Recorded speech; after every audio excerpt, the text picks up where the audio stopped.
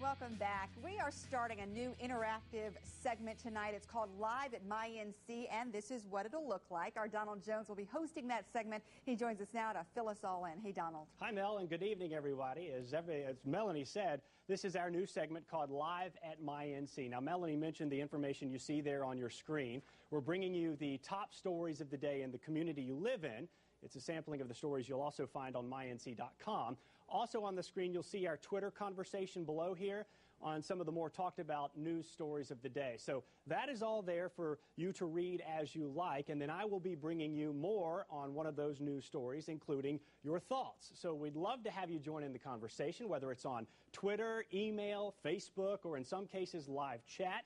We'll start the conversation earlier in the day and then share what we're hearing during this Live at MyNC segment. I'll show you more on exactly how you can get involved at the end of the segment. So the conversation we started earlier today involving these, what many of us cannot live without, how more and more Americans are saving money by hanging up on their cell phone plans. So here are the fast facts. Check this out. According to a recent study, the era of cell phone penny pinching is here.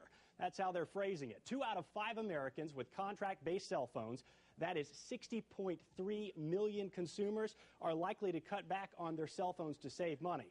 The findings show they're scaling back on the extras, including internet connectivity and texting. In fact, in the last 6 months, 35 million of those consumers discontinued their cell phone service plans, many of those switching to prepaid cell phones. So we wanted to know, are people in the Triangle making changes like this to cut their cell phone bills and save some money?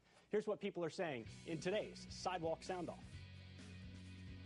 I switched from Alltel to Sprint. My prices at Alltel went up, and I switched over to Sprint to see if I can have everything evened out. Cell phones are a necessity these days, but it's, common household thing now, and I think they need to do everything they can to cut the prices down for everybody. I switched over to the Boost Mobile. Okay. Yeah, because that, the $50 plan, it works perfect for me. And Boost Mobile is exactly what we were talking about, one of the prepaid phones that's offered out there. Our reporter, Kendall Jones, was out this afternoon talking with people about cell phone plans. So, Kendall, what were you hearing? Well, Donald, as you heard, there are people who are doing a lot of switching around with their cell phones to save money. Now, some people are switching to carriers to try and find the cheapest price for the plan that they like, and other people are sticking with their carriers, but instead they're changing their plans, maybe taking off that internet feature or a picture messaging feature. Now, I did also speak to some people today who are not letting the economy bother them. One person told me they don't have a landline anymore, and they're happy with their service and their provider and the price.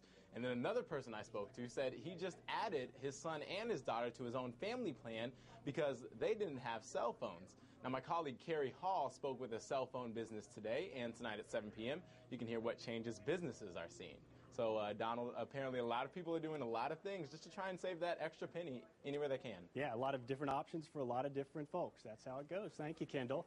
And our followers on Twitter are sharing cell phone money-saving stories themselves. Let's take a quick look at some of the comments we've received today via our Twitter followers. The first one off the top here, Marcus Wells, saying that he used to have a Singular Go phone for a year, using it as an emergency phone. He said it was okay, but was about 10 to 15 cents a minute. It had rollover, though, so that was a plus with that. And then John Rees saying that he used a pay-as-you-go, that's the PAYG, pay-as-you-go phone for his kids when they got their first phones. That's not a bad idea, so they can't run up too many minutes, which were hand-me-downs, as he says, from their dad.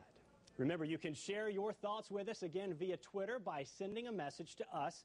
We're at MyNC. It's not the only way you can talk with us. We'd love to hear from you on Facebook as well. That's MyNC, or you can email us live at mync.com. And if you haven't had a chance to check out our website, there it is, mync.com.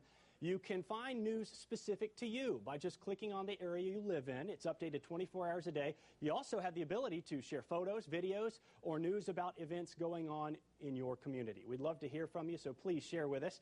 And there's more coming up on NBC 17 News at 7. We're going to share more comments. As Kendall said, our Carrie Hall will take a look at this story from the business angle. We'll also show you where you can find tips on ways you can save money on your current cell phone plan, or how to go about choosing one of those prepaid services. A lot to look into, Melanie, but that's what we're trying to do, is make it easier for our folks at home.